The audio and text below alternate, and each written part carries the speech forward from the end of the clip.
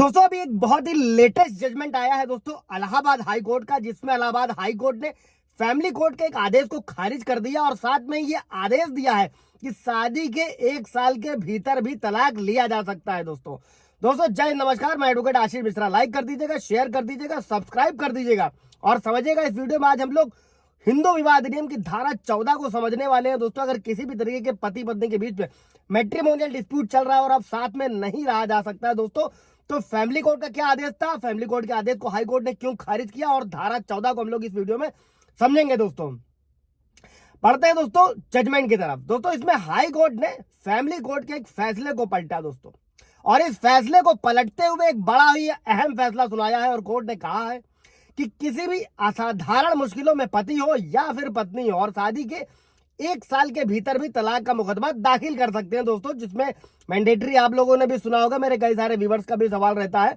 1 साल के बाद ही आप कर सकते हैं। अभी हम लोग बढ़ते हैं और ये जजमेंट आया है हाई कोर्ट की लखनऊ पीठ ने दिया है दोस्तों, अहम फैसले में सुनाया है और कहा है कि असाधारण मुश्किलों या उत्पीड़न का सामना कर रहे पति हो या पत्नी हो शादी के 1 साल के भीतर भी तलाक का मुकदमा दाखिल कर सकते हैं। दोस्तों दरअसल है क्या दोस्तों कि हिंदू विवाह अधिनियम के तहत जो भी दंपत्ति है वो शादी के 1 साल बाद ही तलाक की मांग कर सकता है, और इसी आधार पर जो फैमिली कोर्ट ने एक दंपत्ति के जो आपसी समझौते के आधार पर तलाक की जो अर्जी दाखिल करी गई थी दोस्तों, उसको फैमिली कोर्ट ने खारिज कर दिया था दोस्तों, और जिसे हाई कोर्ट में चुनौती दी गई थी दोस्तों। और इसकी सुनवाई कर रहे थे दोस्तों न्यायमूर्ति विवेक चौधरी और न्यायमूर्ति ब्रजराज सिंह की दोस्तों खंडपीठ ने यह फैसला सुनाया है।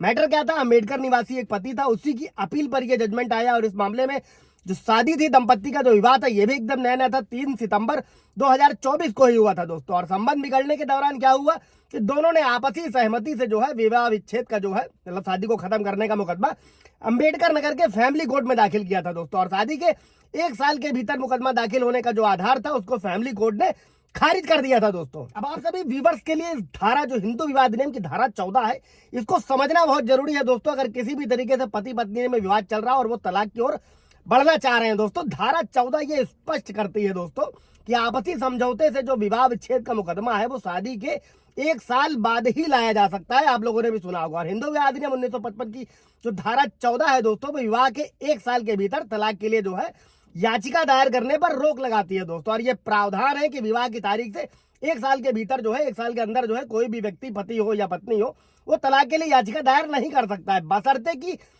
कानून को समझिएगा दोस्तों, सिवाय कुछ विशेष परिस्थितियों में दोस्तों, जब आपको अपने केस में लगाना है दोस्तों। ये धारा 14 का उद्देश्य और इसका उपयोग कैसे कर रहा है दोस्तों, ये जो धारा 14 है ये सुनिश्चित करना है कि जो विवाह के शुरुआती समय में होता क्या है, जल्दबाजी में तलाक के लिए याचिका दायर ना करी जाए दोस्तों। और ऐसा इसलिए कि क्योंकि कई बार होता क्या है, शुरुआती विवाद बाद में सुलझ जाते हैं और समय के साथ में संबंध सुधार जाते हैं और मधुरता आ जाती है, तो फैमिली लोगों की चल पड़ती है। और अगर अब इस धारा 14 का यूज कैसे करना दोस्तों, अगर याचिकाकर्ता ये साबित कर सकता है कि विवाह का जो विघटन है वो उसके लिए असाधारण कठिनाई है, तो न्यायालय क्या करेगा, कोर्ट याचिका दायर करने की अनुमति दे सकता है। दूसरा क्या है दोस्तों, अगर याचिकाकर्ता ये साबित कर सकता है कि उसके जीवन साथी की ओर से असाधारण चरित्रहीनता है, यानी कि एडल्ट्री में रह रही है, तो क्या कर सकता है, कोर्ट याचिका दायर करने की अनुमति दे सकता है। धारा 14 का सबसेक्शन 1 में ये कहा गया है दोस्तों कि शादी की तारीख से 1 साल बीतने के बाद ही जो है कोर्ट में याचिका तलाक की याचिका दायर करी जा सकती है अदालत में दोस्तों। लेकिन विशेष परिस्थितियों में विवाह के 1 साल के भीतर भी याचिका दायर करने की अनुमति दे सकती है दोस्तों। और कोर्ट में यह भी देखना होगा कि जो विवाह से पैदा हुए बच्चे हैं उनके हितों पर क्या प्रभाव पड़ने वाला है। आशा है दोस्तों इस वीडियो से आप लोगों को क्लियर हुआ होगा। कोई सवाल जवाब होगा कमेंट में पूछेगा। इसके अलावा अपॉइंटमेंट भी बुक कर सकते हैं, आप बात कर सकते हैं। Thank you.